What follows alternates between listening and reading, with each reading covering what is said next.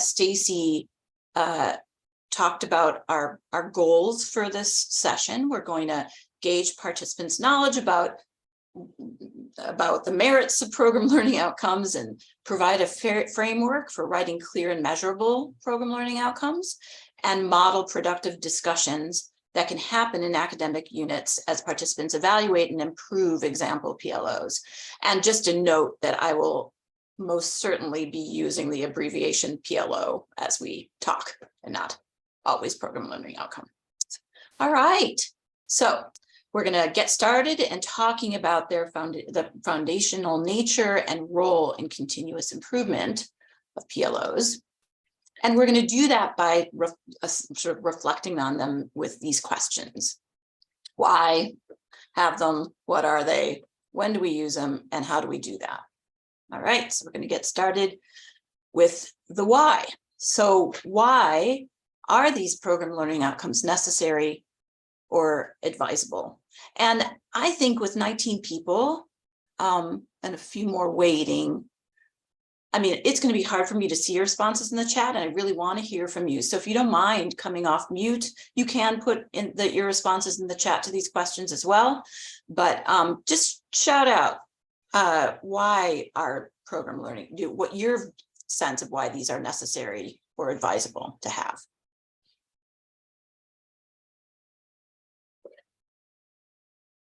Or put them in the chat.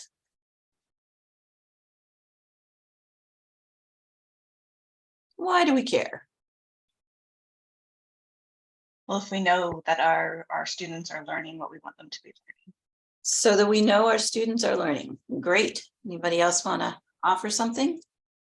A group of people teaching a similar class, it keeps everybody kind of on the same page. Yep.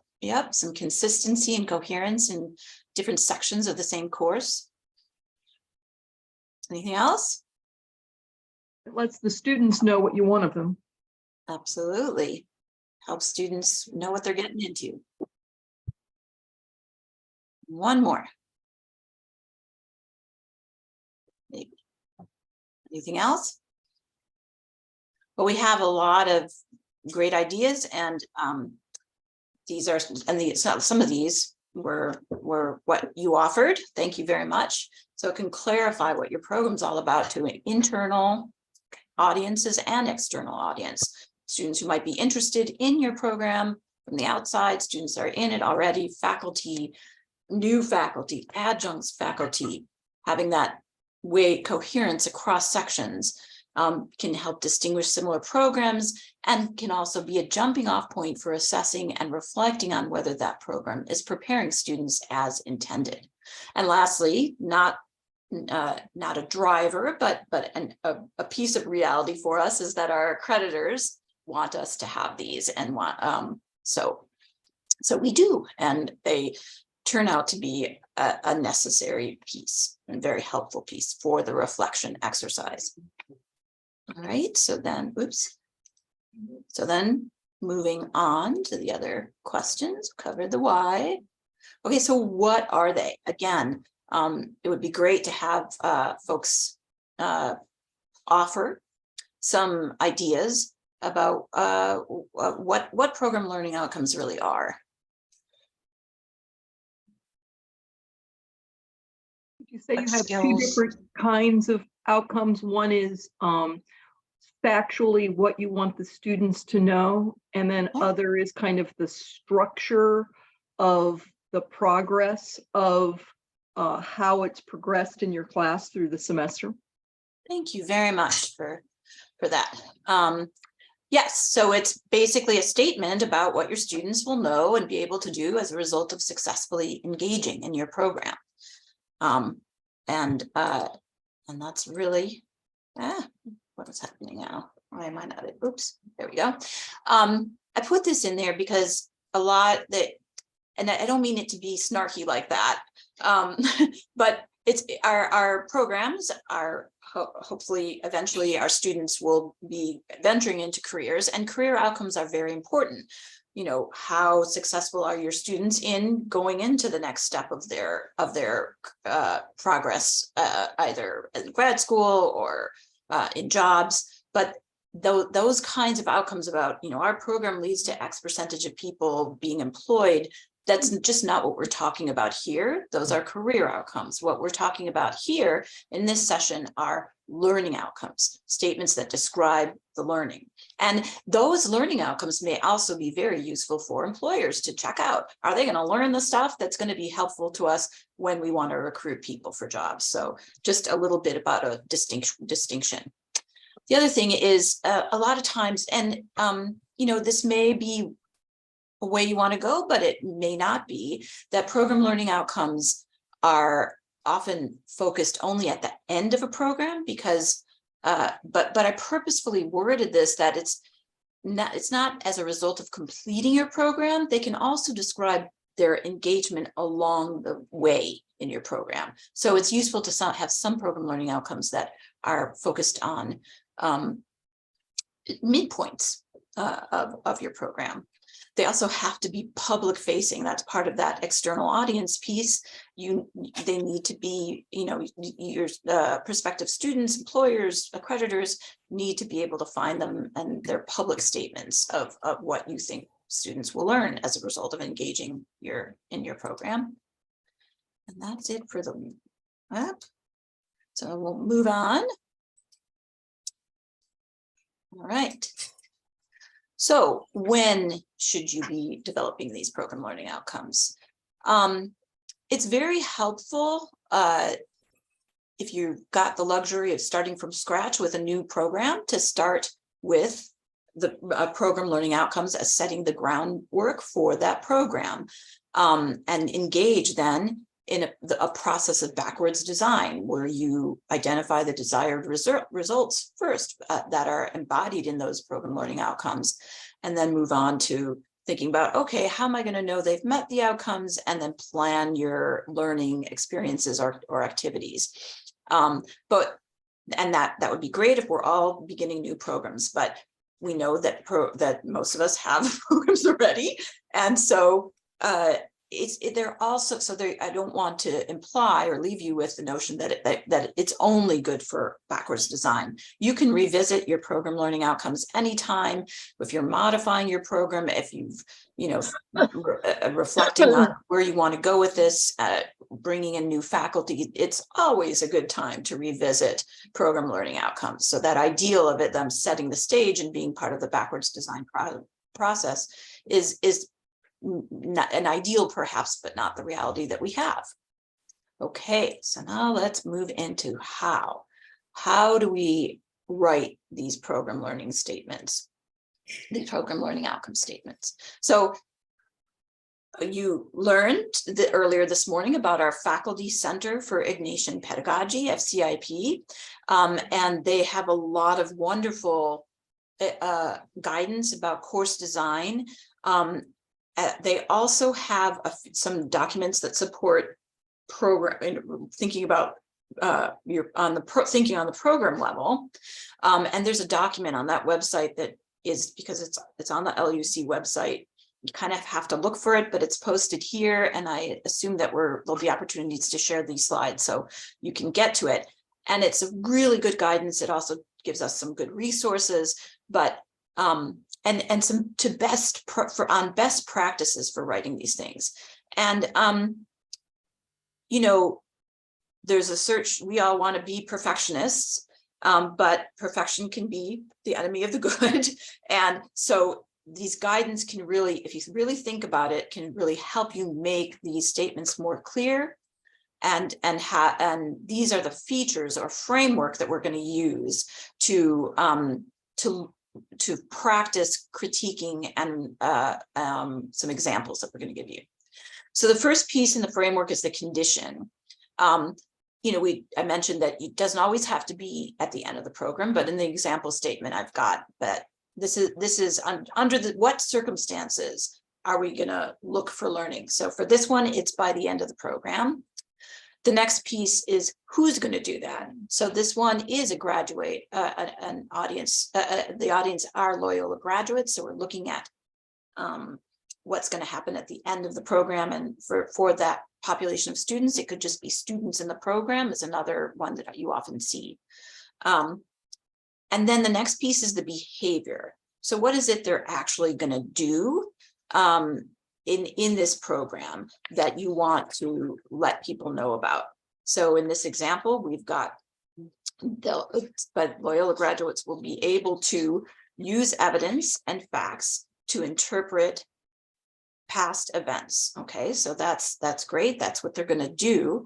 And then there's the achievement. What is the object of that behavior? Where are we going to see it? So we're going to see it in argumentative narratives in their own disciplinary writing projects. So this is a fairly complex program learning outcome. They don't all have to be as wordy, but it has these component parts that can serve as a framework, and that that is really clear of that provides a lot of clarity of what this program is going to do and what they want to see and how they want to see it. Okay. One more thing to think about with regard to program learning outcomes, other features of clearly written PLOs is that they're SMART. So I'm sure a lot of you have heard of these SMART framework or SMART objectives. So program learning outcomes should be specific. There should not just be critical thinking, which everybody wants, but there should be a little bit more specificity to that.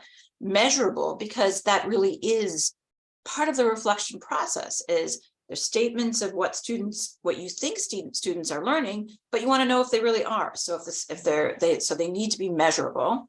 They need to be achievable within the context of your program. If they're not, it's not really what any courses you've got are going to do, then it's not really achievable in the context of your program. You want them to be relevant to how you envision your program, and timely. There should be timely or time bound. We think about it. That's that piece about at the end of the program or during the program or after the core courses or any kind of time point that you want to reference. All right. One last piece, and back to that business about the verbs. About behavior. I'm going to go back one slide if I can remember how to. Where's my back? I don't know. It's going to do that. Yes, go back a little bit. So I'm going to talk a little bit more granularly about this behavior piece, because it's really the essence of the behavior piece is the verbs. So when you look at this behavior, what is the verb in this behavior description? What are those students doing?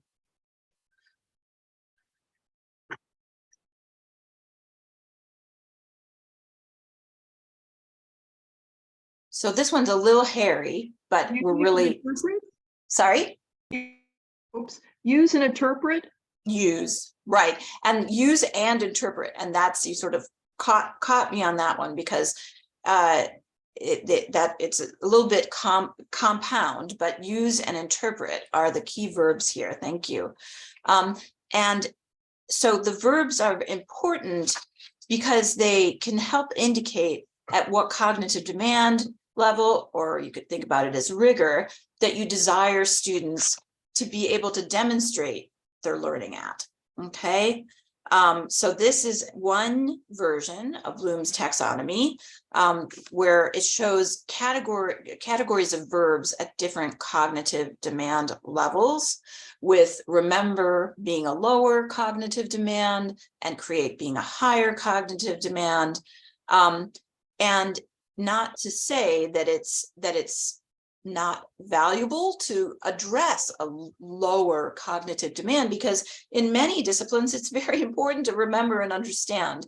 But some of these verbs underneath the categories really give you a little more specificity about how, to that notion of remembering and understanding and applying. So this is a list of one of many lists of suggested verbs that you can use to help describe that behavior. And this is not to say that we recommend all of your program learning outcomes to be at these high levels. You want to see, ideally, in a set of program learning outcomes, a variety of levels of cognitive demand illustrated. All right. So I'm going to get a little forward. Oopsie, go back. All right. So one last thing I want to think about before we let you loose and playing with PLOs has another way of getting a little bit deeper into the why and the reflection piece, because PLOs are very useful for a tool to reflect on curriculum. And that is when you get down to mapping your curriculum. So to orient you a bit, on this slide, we've got hypothetical PLOs on the left side and hypothetical courses across the top. It is the recommendation for number of PLOs in a program is usually 4 to 7, but sometimes if it's a 2-year master's program, that's a bit many, you might have a few fewer. And in this map of the curriculum, so you see how the PLOs are represented in each course. You see these letters I, D, and M, because if you're thinking about your PLOs and whether they're addressed in your curriculum and in your courses in your curriculum, they may be addressed at different levels. You know, they may be addressed in an introductory service level, or might be a more sophisticated developing level, or they may really be, you may really be mastering the PLO within a course. So this having a map like this, it can raise a few questions that you can reflect on. For example, you've got a couple courses here, 9 and 13, that don't address any of your PLOs, and that's probably not something you want to see. If your course is important in your curriculum and it's important to your program, and you've got program learning outcomes, then the course should probably address some aspect, some aspect of some of the program learning outcomes. It may be that it might not signal throw out a course. It might signal, maybe my program learning outcomes might need to be tweaked. So it's an interplay. Another example of a reflection question that having good PLOs can inspire is, okay, you notice, more for the most part, more I's and D's, more I's down here, more D's down here, and in the middle of the curriculum, if it's really sequential like this, and more M's at the end. So is this an appropriate depth of understanding for a capstone course? Should they only be M's? That's just a question that having this information can help you reflect on. Okay, so that's enough of me. And now we're going to start working together, utilizing frameworks for writing and enhancing program learning outcomes. So what we're going to do is a virtual interactive gallery walk. So we're going to apply that framework to some existing outcomes that I just fished off of the Loyola's website. I'm grateful to the volunteers that said, sure, take my, let's look at mine. And so they're not, there's no, I just want to acknowledge the bravery of those who sent them in various workshops. And we're going to apply the framework to these existing outcomes and use it to enhance them as needed. We're not necessarily trying to arrive at the perfect outcome, because there's really no perfect outcome. It's a continuous improvement to guide our reflection. And a note that this exercise, well, I think it's pretty good. It's imperfect because, as I mentioned, program learning outcomes usually work together as a set, and we're going to simply be looking at one outcome within a set for a given program. So, it's that also, so we're just know that that's kind of a little bit out of context for this model that we're going to use. So this is how we're going to do it, and we hope it's going to work. I see some specific comments on that one, and about knowledge, and let's see, we got some comments about some suggestions about specificity, need for achievement, and folks were noting that the audience had the behavior and had the specific components. but also what it's lacking, got a behavior, but not an achievement. Hard to see that how it'll be measured. These are really very useful, actionable comments. Thank you so much. Let's just quickly look at the other one. So in the first one, we've got audience and formal research paper as achievement noted. And then we've got lots of good suggestions on how to improve, and excellent feedback, very specific, and I think actionable feedback on this that could be fodder for good discussions. So I thank you very much. So I think I'm thinking that we did see actionable feedback on those Jamboards, but I'd love to hear from others with respect to what it looked like to you. So what might help the discussions? Was it challenging? So love to see chat, love to see your comments, however you want to do.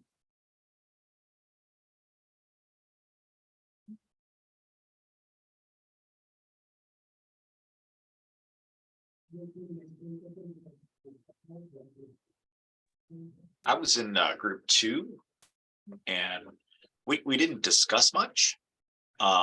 We just started typing. Okay. Throwing up Post-its, which in some ways was kind of fun because you could see and react to what everybody was doing, and it was kind of a neat way to come up with different solutions. That's great. That's great. Note that actionable feedback always fell in the how to do better. That makes sense.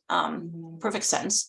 And yeah, I mean, when I've done this non-virtually, when we've done this, we have used that big 3M poster paper and actual Post-its and have people move through the gallery walk and stop at each poster and have discussions.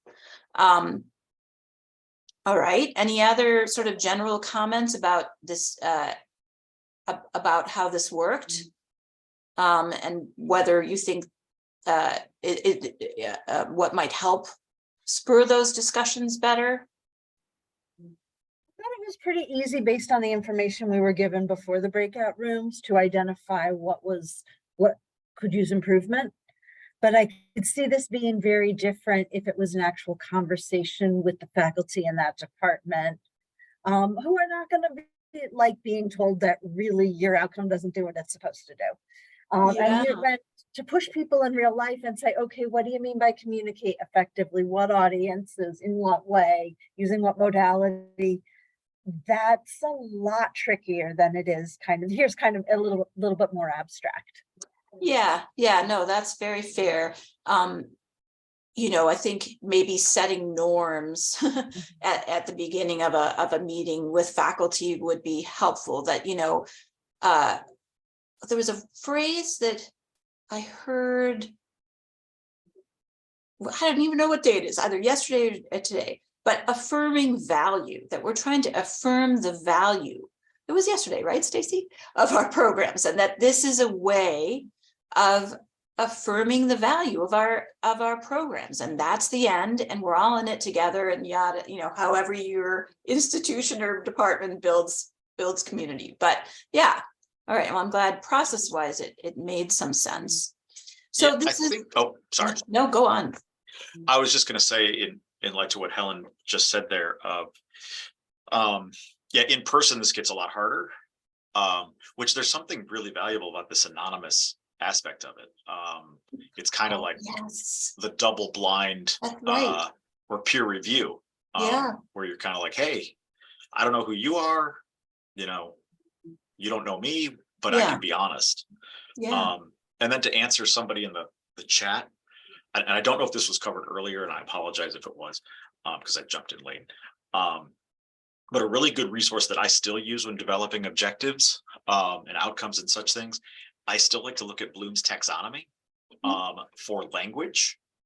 As far as thinking about thinking about words that are a little more effective and Right. less. A number of the comments I saw on the Post-its was vague, or what does this mean?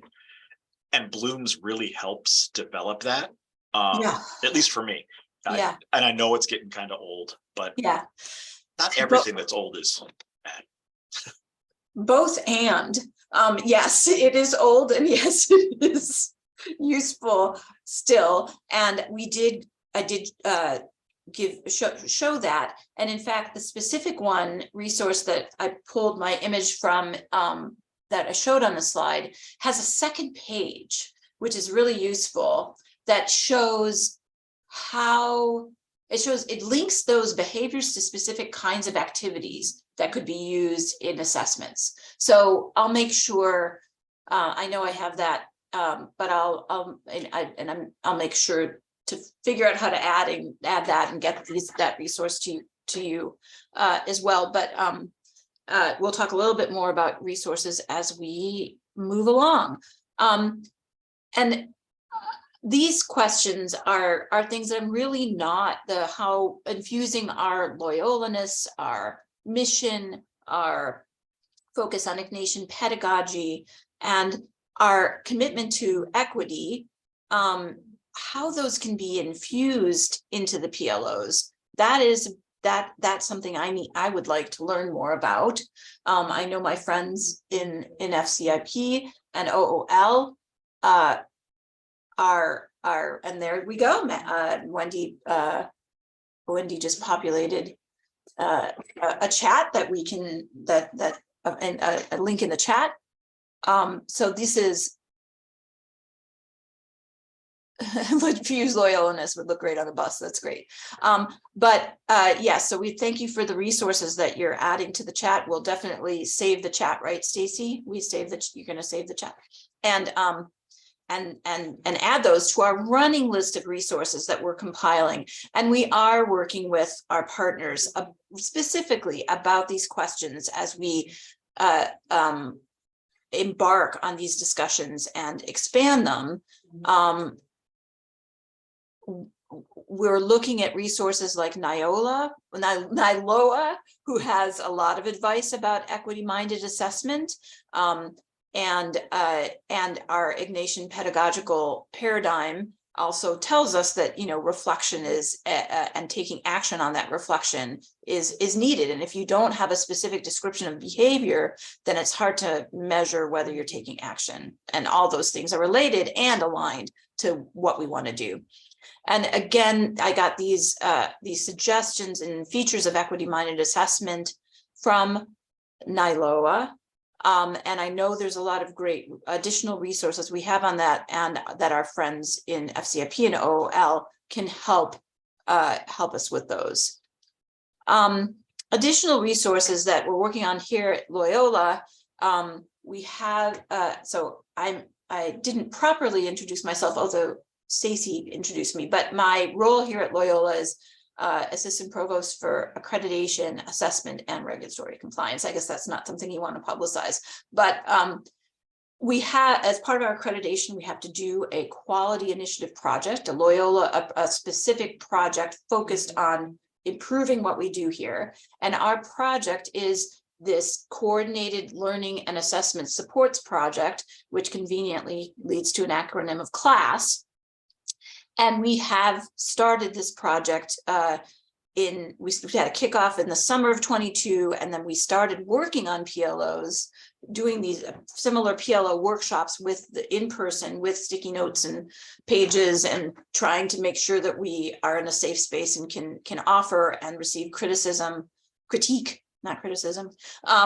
We had several versions of those workshops happening in the fall, and in the spring we're going to have similar rounds of workshops to mapping PLOs to your curriculum.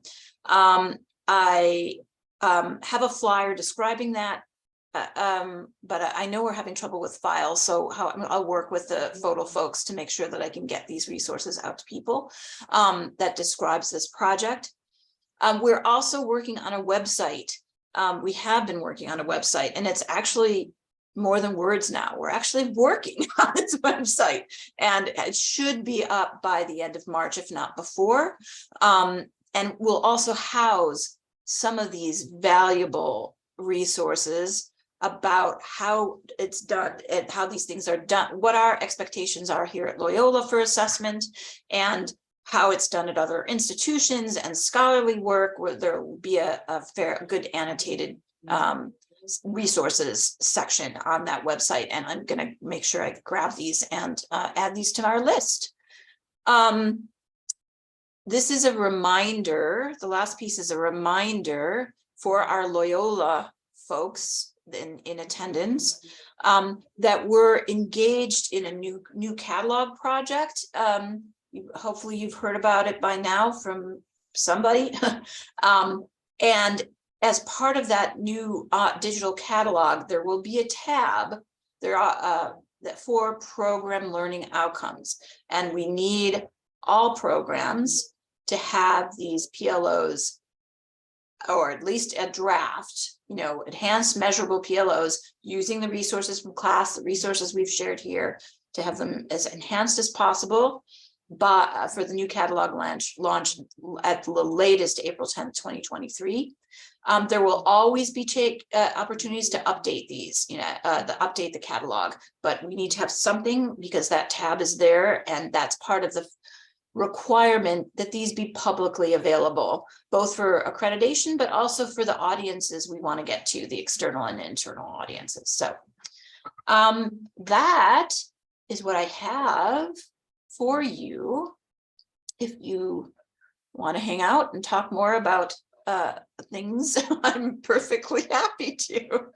But I really appreciate how engaged you have been. It's made this very fun to do. So yeah, any questions about anything that I've said?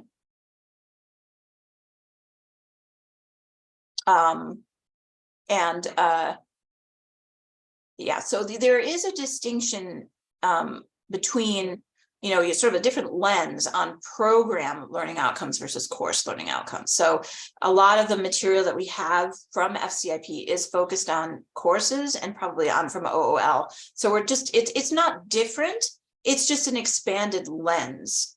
When you think about things at the program level. So I appreciate that, that comment. All right, well, I hope to see some of you soon. And thanks so much for coming. Thank you, Rachel. Thanks all for coming.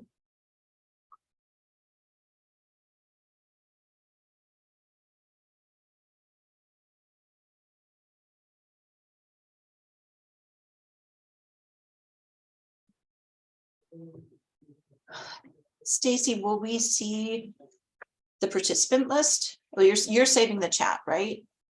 I am going to work now to save it all. Okay. Okay. Great. Okay. And I'll go ahead and end the meeting. Okay. And, Well, let me just see if yeah, no, I believe that you're saving the chat. I just was trying to, yeah. Okay. That sounds great. okay. Thank you so much. Thank you. Bye.